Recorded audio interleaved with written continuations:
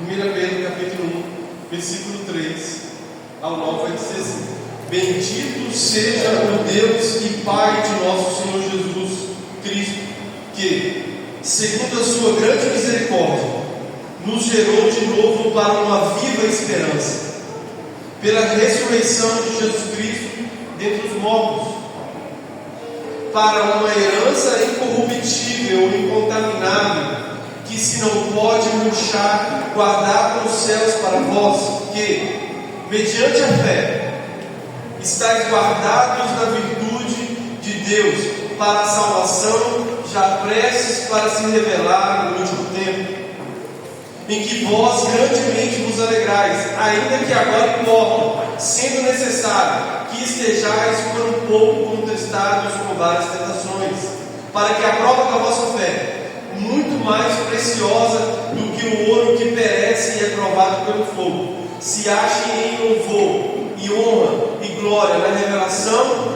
de Jesus Cristo, o qual não havendo visto a mais, no qual não vendo agora, mas crendo, vos alegrais com gozo inefável e glorioso, alcançando o fim da vossa fé, a salvação da alma.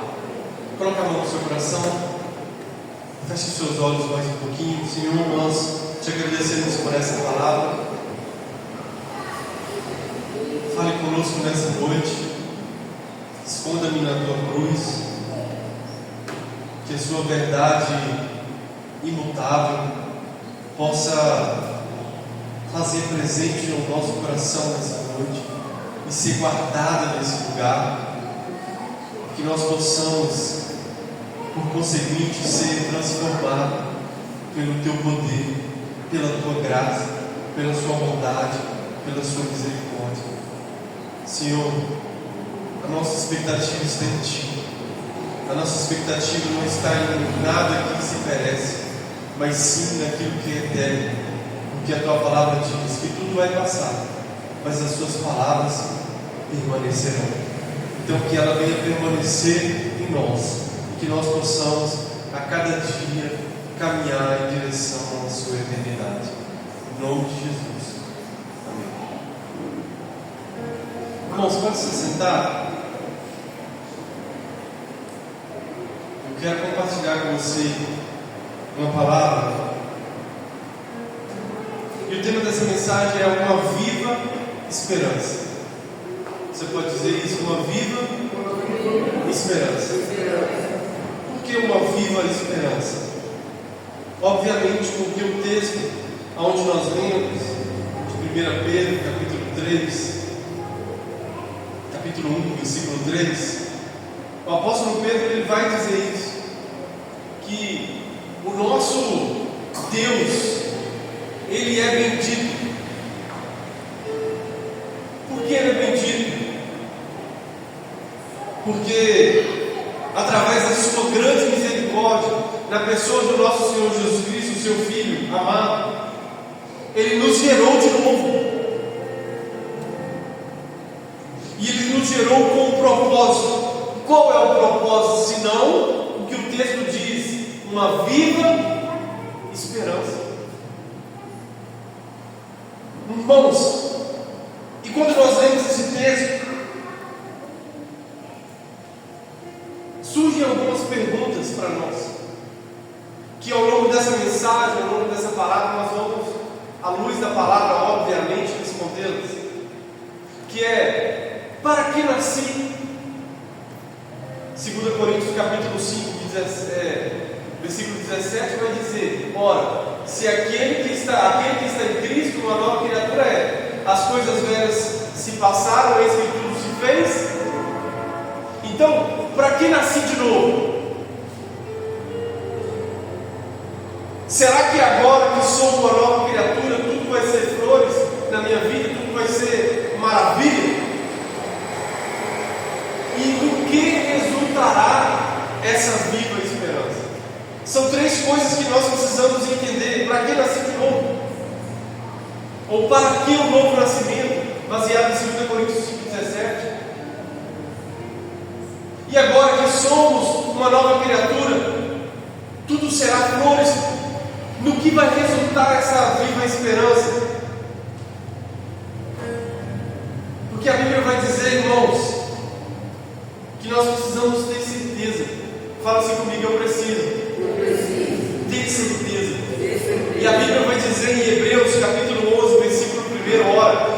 fé é o firme fundamento das coisas que se espera e a prova daquilo que não se pode ver.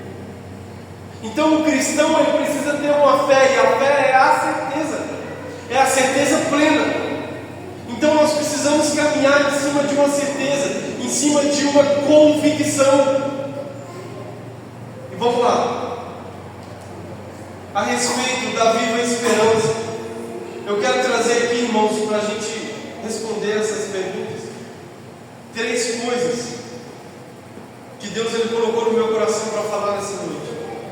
Primeiro, o propósito, que é a viva esperança. Segundo, o meio, a trajetória, ou seja, que à luz do texto vai dizer que é a prova da nossa fé. Terceiro, o fim das coisas, salvação da alma. Nós vamos, baseado nesse texto, ler e entender essas 3 coisas. E acredito eu, obviamente, pelo Espírito Santo, nós vamos entender o quanto é importante vivermos com essa viva esperança no nosso coração. Então, irmãos, o propósito da nossa vida de termos nascido de novo, segundo o apóstolo Pedro, é para que nós pudéssemos ter uma viva esperança. Olhem o texto, vamos lá, versículo 3 de capítulo 1. Bendito seja o Deus Pai de nosso Senhor Jesus Cristo, que segundo a sua grande misericórdia, é bom nós entendermos, irmãos, que misericórdia é ter compaixão de coração na sua originalidade da palavra. Mas aqui está dizendo que, como se não bastasse ter uma misericórdia, a misericórdia de Jesus para conosco é grande. Aqui ele está dizendo, olha, segundo a sua grande misericórdia, nos gerou de novo para uma viva esperança. Gerou de novo, irmãos.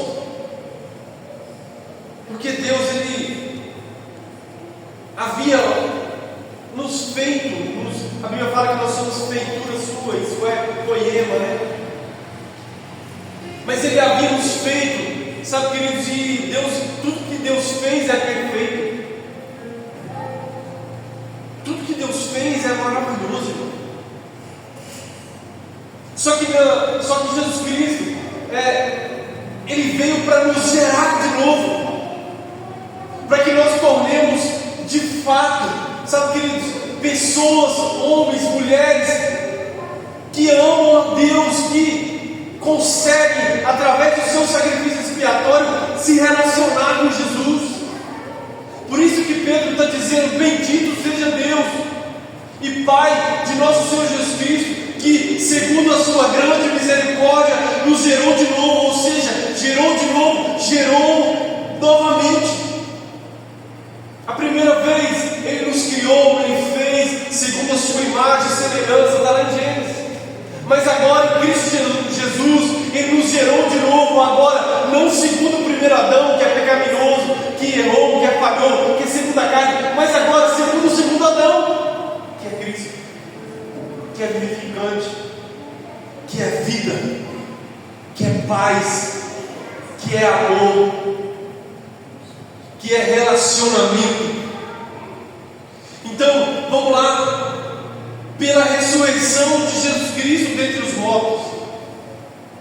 Agora, irmãos, em Cristo Jesus, Deus nos dá uma viva esperança, uma esperança viva.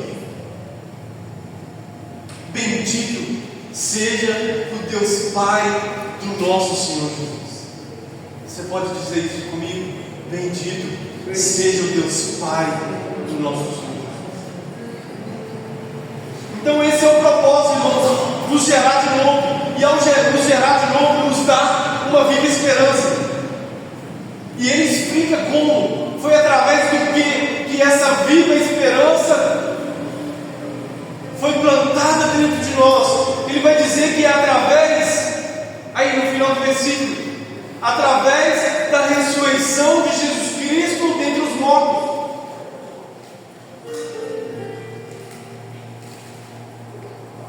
Irmãos, entre todos os eventos que Jesus Cristo trouxe, eu gostaria de destacar aqui a ressurreição, porque a Bíblia vai dizer que Ele é o primogênito dentre os mortos. Logo, essa palavra aqui, ela quer dizer que outros também ressuscitarão da morte, porque se há um primogênito, quer dizer que haverá outros. Então, irmãos, às vezes nós não conseguimos extrair e trazer para dentro de nós a importância de aquilo que a Bíblia está nos dizendo, porque a obra foi consumada na ressurreição. A obra foi consumada quando Jesus Cristo ressuscitou, quando a morte não pôde detê-lo. Ora, Jesus Cristo experimentou da morte e experimentou, mas a Bíblia vai dizer que a morte não pôde segurá-lo, porque Ele é mais forte do que a morte. Irmãos, abra sua Bíblia comigo em Romanos, capítulo 8, versículo 11, para nós entendermos um pouquinho esse texto. Romanos, vamos lá.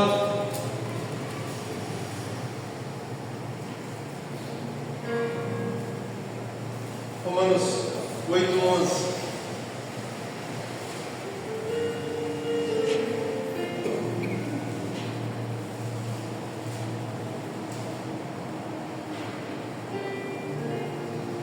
E se o Espírito daquele que dos mortos ressuscitou a Jesus habita em vós, aquele que dos mortos ressuscitou a Cristo também vivificará o vosso corpo mortal pelo seu Espírito que em vós habita. O mesmo Espírito, o que Paulo está dizendo aos Romanos? O mesmo Espírito, e se o Espírito daquele que dos mortos ressuscitou a Jesus habita em vós, aquele que dos mortos ressuscitou a Cristo, ou seja, o Espírito Santo de Deus, vivificará também o vosso corpo mortal pelo seu Espírito que habita em vós, que em vós habita. Olha que esperança viva, irmãos. 1 Coríntios 15, 20.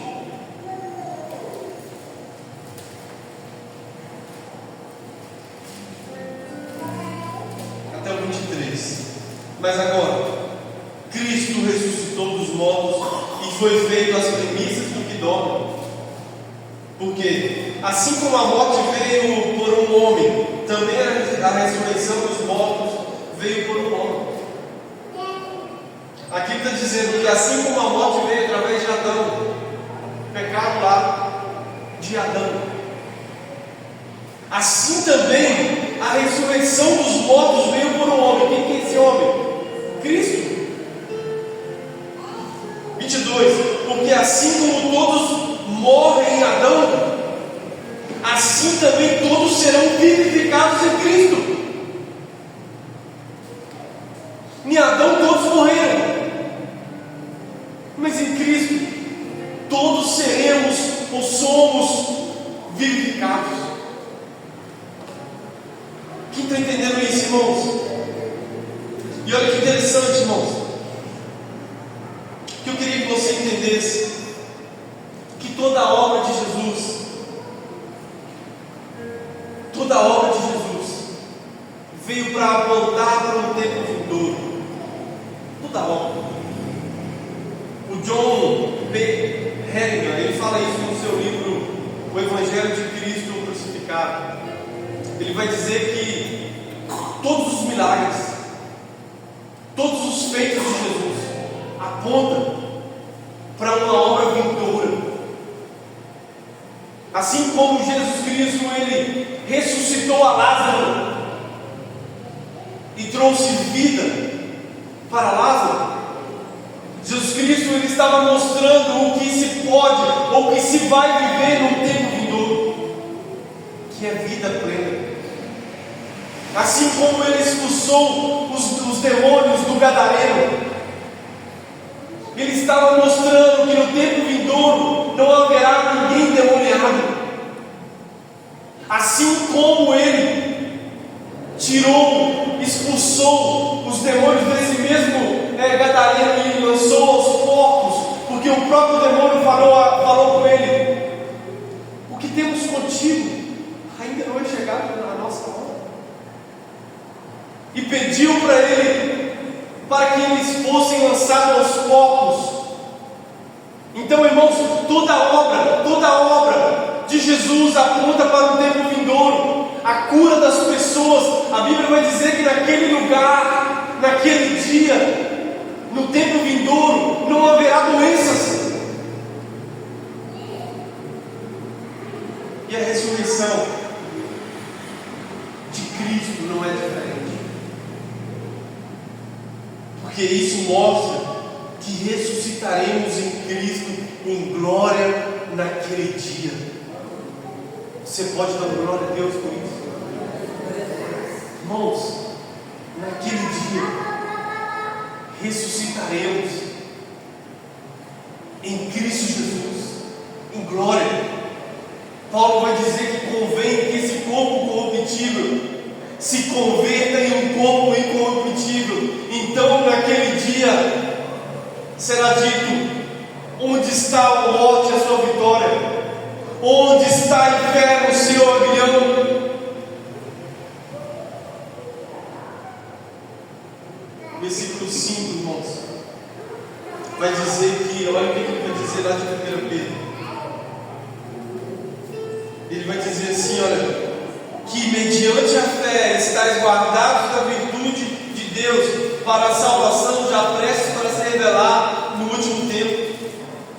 Ele está dizendo que tudo isso está acontecendo e Ele está nos guardando no poder de Deus para a salvação. Existe, sabe, uma finalidade,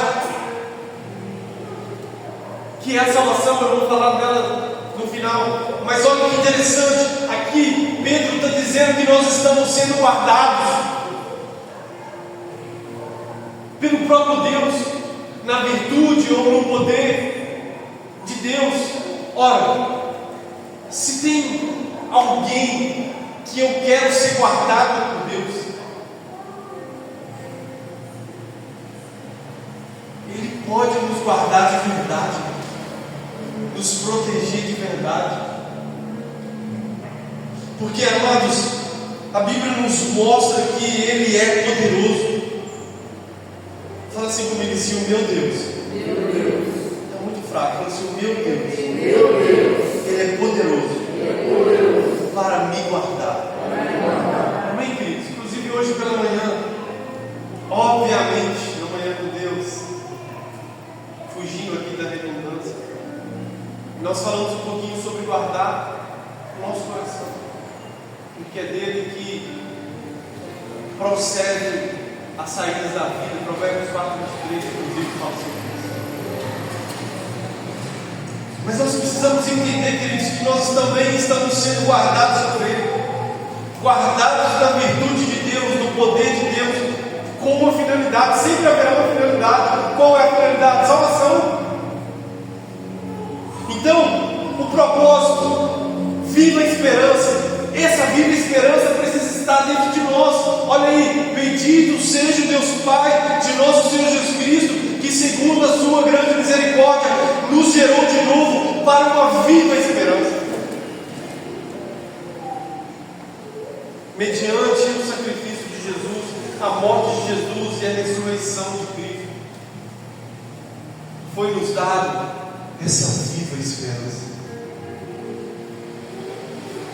Irmãos, eu não sei você, mas eu tenho uma viva esperança. Se você não tem, quero te aconselhar nessa noite a buscar esse Deus. Essa semana eu estava conversando com uma pessoa e eu falei: olha, sinceridade a respeito de política. Eu falei: olha, sinceridade, minha esperança está em Deus. Porque às vezes, irmãos, as pessoas colocam esperança em figuras humanas. Agora vai. Ah, fulano de tal, agora. E Jesus, entende? A minha esperança dia após dia está nele. É nele. Ah, irmãos, tantas coisas que estão acontecendo ao nosso redor. Quantas dificuldades. E muitas das vezes as pessoas estão perdendo a viva esperança de viver uma vida plena nele, guardados na virtude de Deus para a salvação. Se tem alguém que eu quero que me guarde, é o Senhor. Porque a Bíblia vai dizer, o salmista vai dizer que aquele que te guarda não dorme, que é o guarda de Israel. Ele não dorme, irmãos.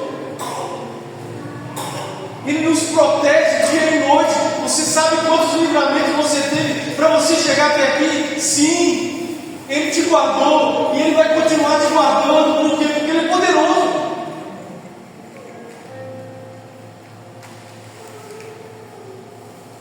Esse é o propósito, uma viva esperança. E quando nós entendemos o propósito, que é uma viva esperança, nós descobrimos a resposta: para que nasci de novo? Para que eu nasci de novo? Para viver uma vida com esperança, para viver uma vida que espera nele, que aguarda nele. Agora eu quero te perguntar: aonde você está colocando os seus olhos? Qual é a sua esperança? Como está o seu coração? Em quem você tem esperado? Em quem você tem criado expectativa nesses dias? Será que é Jesus? Será que Jesus tem palpitado o seu coração quando você lembra do nome dele? Você, esperança. Porque o João vai dizer que assim como ele é, um dia nós o veremos. Como eu sonho com esse dia, irmão, de poder um dia estar lado a lado com ele, de poder conversar fisicamente com ele, de poder, sabe, queridos, ter sem essas preocupações, sem essas coisas que muitas das vezes tentam nos tirar desse lugar. João vai dizer, volta a afirmar, que assim como ele é, nós o veremos. Qual é a nossa expectativa? Aonde nós estamos depositando a nossa esperança? Bendito seja o Deus Pai de nosso Senhor Jesus, que pela sua grande misericórdia nos gerou de novo para uma viva esperança, mediante a ressurreição do nosso Senhor Jesus. Esse é o propósito. Fala assim comigo assim: o meu propósito de vida é ter uma viva esperança. O segundo, queridos, a segunda parte dessa mensagem, como eu disse anteriormente, é a trajetória, que é o meio de tudo isso. Fui gerado de novo, e agora eu preciso viver uma viva esperança. Só que ao ser gerado de novo e viver uma viva esperança, existe o que? A vida. Existe a vida. E esse é o meio que eu gosto de dizer, é o meio, é a trajetória, é aquilo que nós estamos caminhando até chegar lá naquele dia. Só que, irmãos, vamos lá. O que o apóstolo Pedro está dizendo no versículo 6? Acompanha comigo. Em que vós grandemente vos alegrais. Primeiro ele está dizendo que a gente vai o quê? Nos alegrar. Correto? No mesmo versículo ele vai dizer: ainda que agora, importa, sendo necessário, que estejais por um pouco contristados com várias tentações. Olha aqui o paradoxo, irmãos. Ele diz no mesmo versículo: em que agora vos alegrais, grandemente vos alegrais. Mas no mesmo versículo ele vai dizer: olha, ainda que importa que vocês fiquem contristados, ficam tristes, com várias tentações. Olha o paradoxo aqui que nós entendemos aqui nessa caminhada. Irmãos, a caminhada com Cristo é isso. Existem alguns paradoxos que nós precisamos entender na nossa vida. Ou seja, alegres, tristes. Ou todos os dias seus são alegres. De certa forma, deveria ter alegria, mesmo em meio à tristeza. Alegres porque o seu nome está escrito no livro da vida. Mas tristes porque ainda por um pouco tempo estamos passando por algumas tentações. Alegres porque naquele dia nós estaremos lá, mas ainda tristes porque existem muitas pessoas que ainda não fez essa escolha. Alegres porque nós temos a plena certeza de que nós temos um Pai, mas tristes porque nós sabemos que existem muitas pessoas ainda órfãs. Quem está entendendo isso? Amém? Por isso que Pedro está dizendo: olha, em que vós grandemente vos alegrais, ainda que agora importa, sendo necessário, que estejais por um pouco contristados, por um pouco. Ele coloca limite no tempo de provação. E é tão interessante que Paulo também vai dizer isso em 1 Coríntios 10:13. Ele vai dizer assim: olha, não vos sobreveio a vós tentação que não seja humana, mas fiel é Deus, que não vos deixará ser tentado além do que podeis, ou antes com a provação ou com a tentação Ele vos dará escape. Ou seja, existe um tempo determinado para cada provação, para cada tentação, para cada dificuldade. E nós, muitas das vezes, perdemos a viva esperança por causa da dificuldade, por causa da tentação, por causa da luta. Mas Paulo está dizendo aos Coríntios: olha, toda tentação que você passa é humana. Deus é fiel para não deixar vocês perecerem no meio dessa tentação.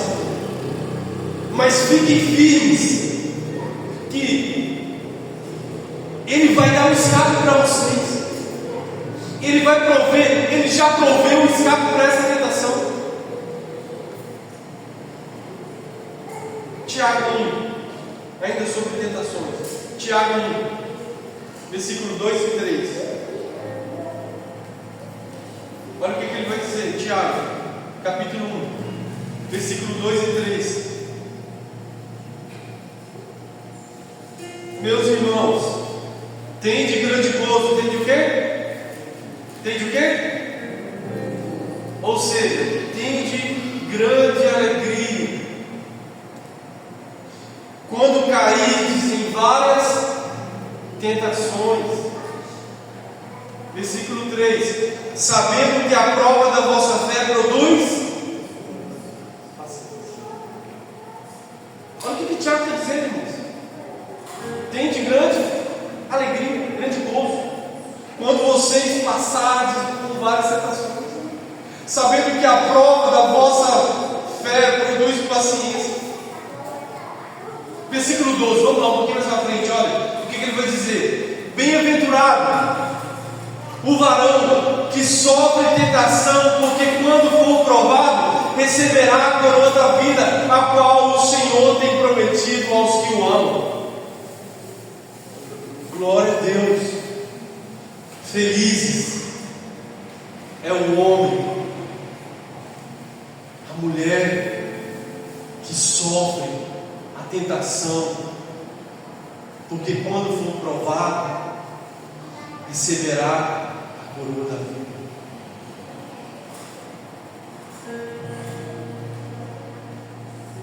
Irmãos, várias tentações. 1 Pedro 4,12,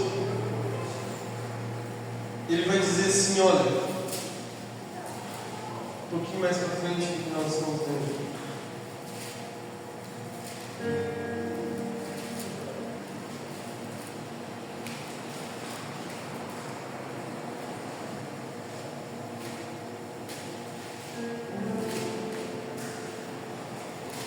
Amados, não estranheis a ardente prova que vem sobre vós para vos tentar, como se coisa estranha vos acontecesse. Mas alegrai-vos no fato de seres participantes das aflições de Cristo, para que também na revelação da sua glória vos regozijeis e alegreis. Se pelo nome de Cristo sois vituperados, bem-aventurados sois, porque sobre vós repousa o Espírito da glória de Deus. Que nenhum de vós padeça como homicida, ou ladrão, ou malfeitor, ou como que se entremete em negócio da lei. Mas, se padece como cristão, não se vergonhe, antes glorifique a Deus nessa parte, porque já é tempo que comece o julgamento pela casa de Deus. E se primeiro começa por nós, qual será o fim daqueles que desobedientes ao Evangelho de Deus? E se o justo apenas se salva, onde aparecerá o ímpio e o pecador? Portanto, também os que padecem segundo a vontade de Deus, encomendem-lhe a sua alma como ao fiel Criador, fazendo bem. Olha aqui, nota que ele vai dizer, irmãos, alegrai-vos no fato de ser participantes das aflições de Cristo. Quando você vai ler a Bíblia, em Atos dos Apóstolos, os cristãos, acabaram de ser açoitados, eles estavam alegres. Sabe por quê? Porque eles estavam sendo açoitados por causa de Cristo. E muitos de nós,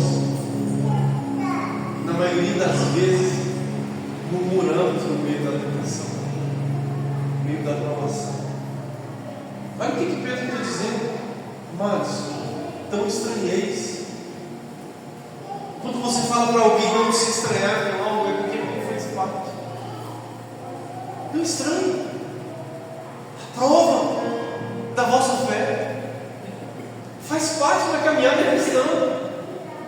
Passar por lutas, passar por dificuldade, faz parte.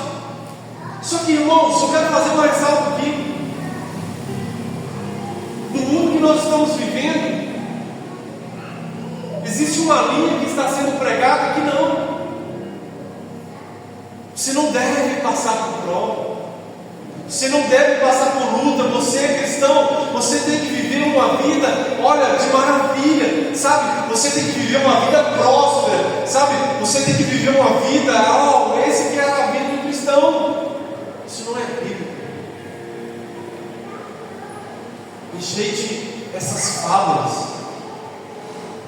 A Bíblia nos mostra, e é clara, que se somos cristãos, nós vamos passar por lutas. Em mim tereis paz no mundo, tereis aflições, mas tende bom ânimo, eu venci o mundo. João 16:33. E se a sua vida está indo tudo de bem para melhor, estranhe em algum momento, porque tem algo errado. Precisamos entender que ao aceitarmos Jesus no nosso coração, também vamos padecer como Ele padeceu. Ou nós, como discípulos, tal me diz que somos melhores que o Mestre. Os discípulos são iguais ao seu Mestre. Então, se Jesus Cristo padeceu, irmãos, nós também vamos padecer. Mas aí que está a diferença. A diferença é que nós temos uma viva esperança.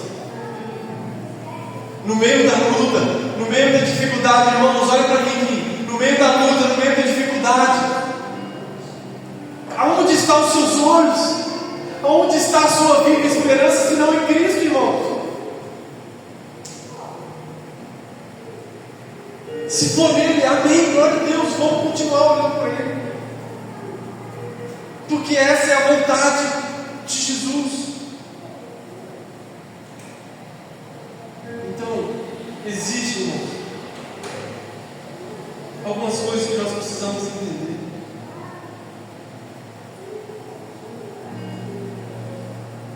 Que no meio dessa caminhada, a nossa fé será provada. Pedro vai dizer, volta no texto, 1 Pedro 1. Aí ele vai dizer assim: olha, para que a prova da vossa fé, muito mais preciosa do que o ouro que perece e é provado no fogo, se ache louvor, honra e glória na revelação de Jesus. Isso quer dizer, irmãos, que muitas provas que passamos, missão de Deus. Deus permite, porque Deus sabe o nosso limite, e para que o nome dele seja glorificado no final de cada prova. Está aí. Para que a prova da vossa fé, muito mais preciosa do que o ouro que perece e é provado no fogo, se ache em louvor, honra e glória na revelação de quem? Na revelação de Jesus Cristo. Louvor, honra e glória. Então nós vamos passar por provas, por lutas, dificuldades, mas todas elas para construir algo em nós. Jesus Cristo constrói em nós, irmãos, o nosso caráter cristão. O nosso caráter cristão é mediante as lutas, é mediante as dificuldades. A nossa vida está sendo aperfeiçoada nisso. Então não rejeite, como o apóstolo Pedro falou, não rejeite, não estranheis.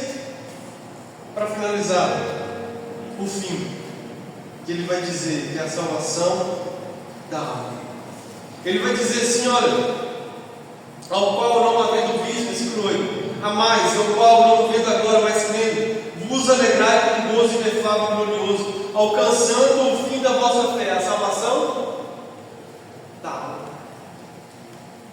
A cada dia, irmãos, que somos fiéis a Deus, estamos mais próximos da salvação da nossa alma. Cada dia que você decide ser fiel a Deus, você está mais próximo da salvação.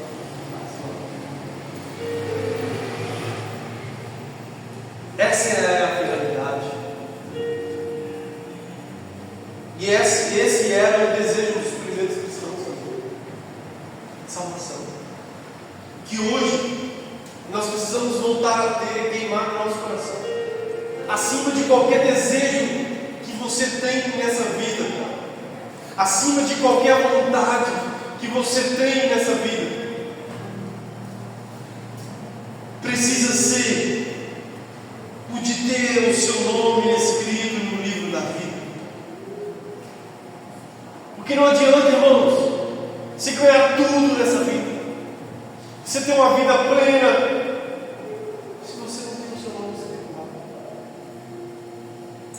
De que adianta ganhar o mundo inteiro e perder sua própria vida? Então Jesus Cristo, ele veio para salvar os que se havia perdido. Paulo vai dizer a Timóteo, 1 Timóteo, capítulo 1, versículo 15, essa palavra é digna de aceitação. Que Cristo Jesus veio salvar os perdidos, do qual eu sou o principal. Então, irmãos, ele veio para salvar os perdidos. Em Adão, o homem se perdeu. A salvação veio em Cristo Jesus. E essa é a finalidade que Ele está nos entregando a cada dia. Eu acordei pela manhã, o que eu quero? Eu quero continuar a ser salvo.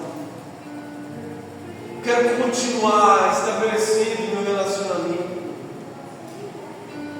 através de uma vida de esperança.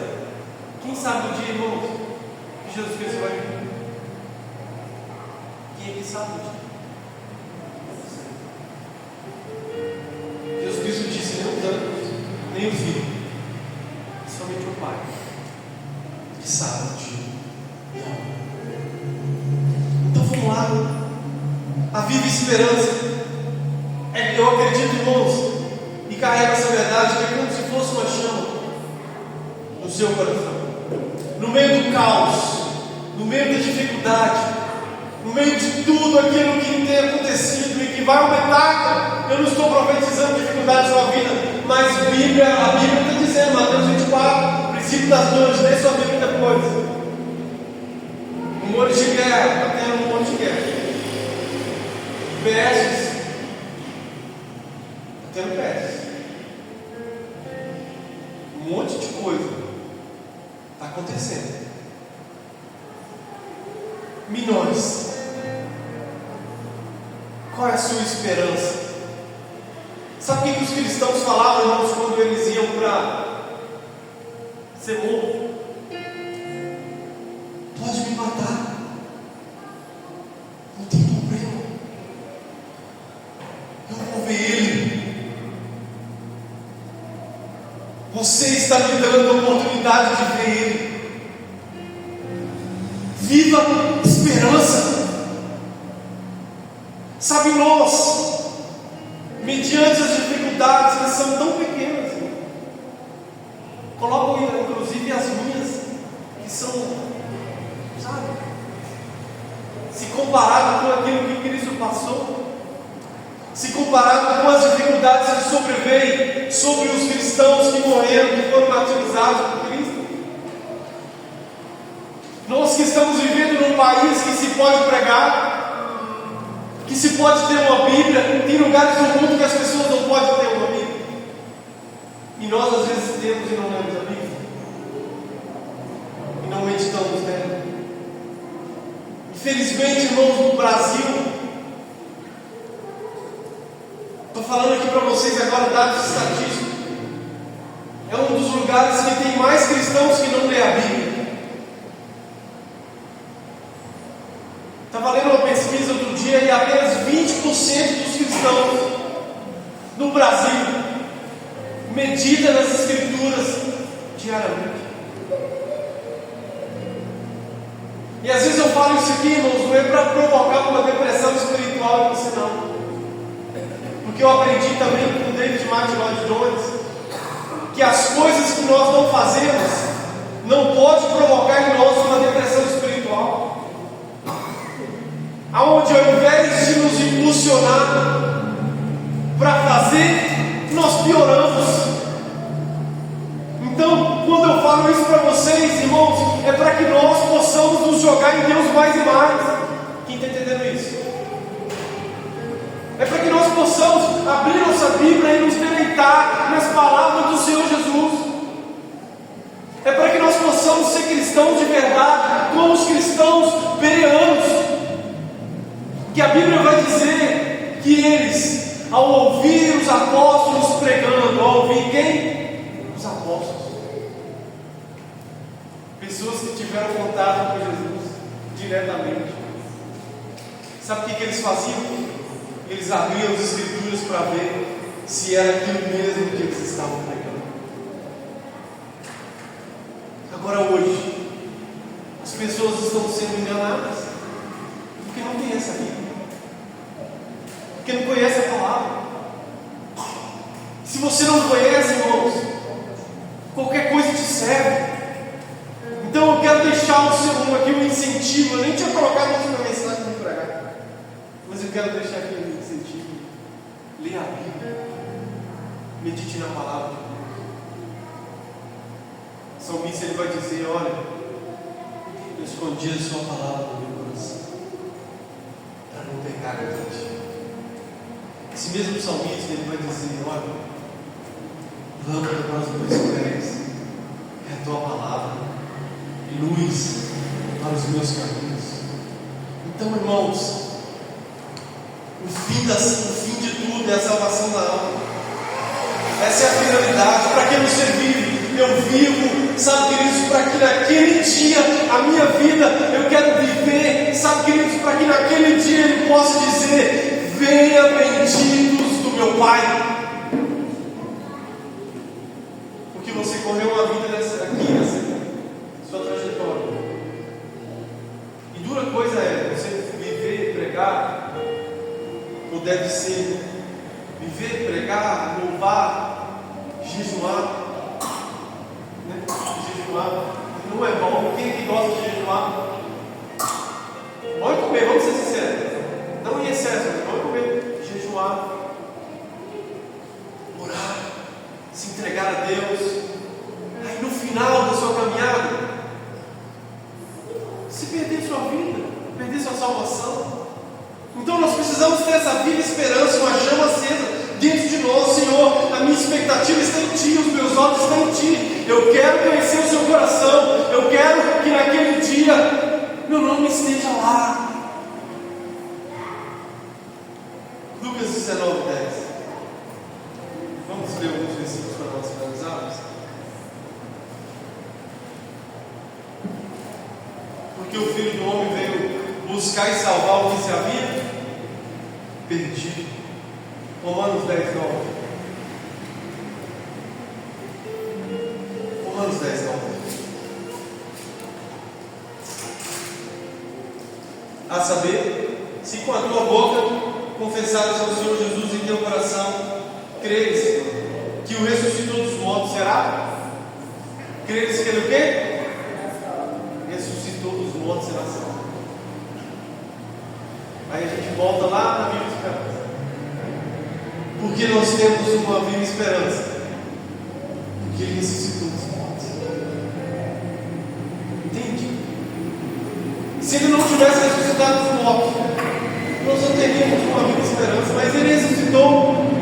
E ele está vivo, sabe, queridos? E naquele dia ele vai nos levar para estar com ele eternamente. Glória a Deus por isso. Romanos 6, 23. O salário do pecado é a morte, mas o dom gratuito de Deus é a vida eterna. Apocalipse 21.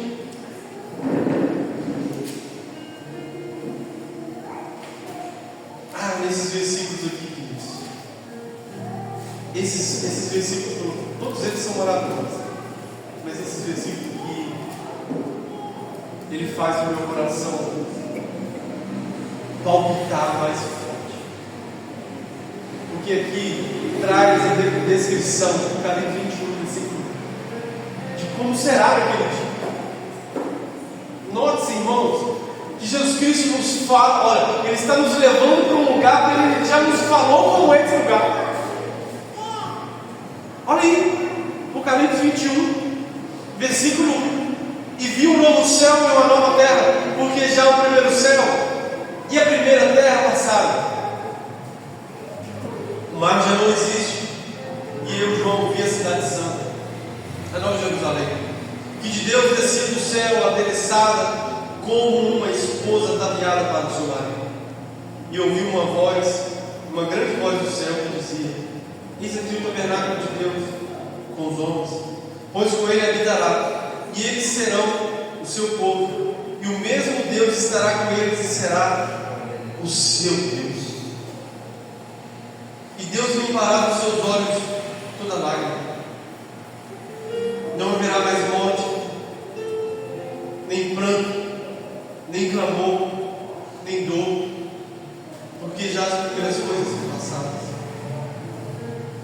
E o que estava sentado no trono disse: eis que faço nova todas as coisas. E disse-me: escreve, porque essas palavras são fiéis e verdadeiras. Irmãos, não existe nada melhor do que isso. Se olhar para os versículos e saber, eu vou estar lá. Você quer uma motivação? Porque hoje as pessoas estão atrás de motivação, né? Motivação diária. Graças a Deus não é o seu caso. Mas irmãos, olha aqui. O lugar que nós vamos estar com Ele. Se você não tem não tinha uma motivação, olha para a Bíblia. Não vai ter mais lágrimas, não vai ter mais morte, não vai ter mais pranto, não vai ter clamor, não vai ter mais dor. E eu acrescento aqui, não vai vai ter mais gente passando fome, não vai ter mais pessoas doentes, não vai ter, sabe, injustiça. Porque já as primeiras coisas são passadas. E o Cordeiro que está no trono apacentará. Queridos, Apocalipse 22, versículo 1, ele vai dizer, olha, mais um pouquinho de referência desse lugar, e mostrou-me um rio puro da água da vida, claro como um cristal, que procedia do trono de Deus e do Cordeiro. No meio da praça e de uma à da outra banda do rio estava a árvore da vida, que produz 12 frutos, dando seu fruto de mês em mês, e as folhas da árvore são para a saúde das nações. E ali nunca haverá mais maldição contra o rio, e nela estará o trono de Deus, do Cordeiro, e os seus servos o servirão, e verão o seu rosto, e na sua testa estará o seu nome, e ali não haverá mais noite, e não necessitarão de lâmpada nem de luz do sol, porque o Senhor Deus os alumia e reinarão para todo sempre. E eu quero estar lá.